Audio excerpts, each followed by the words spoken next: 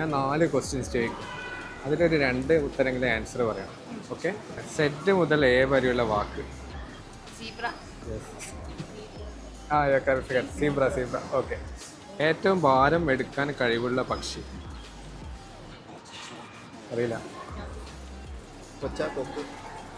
Kokken English അറിയില്ലേ? Crane. കുട്ടിക്കാലത്ത് നീന്തി കളിക്കും, വലുതായാൽ ചാടിക്കളിക്കും.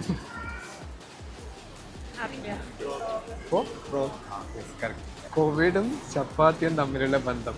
രണ്ടും പരത്തും. ആര് പരത്തും?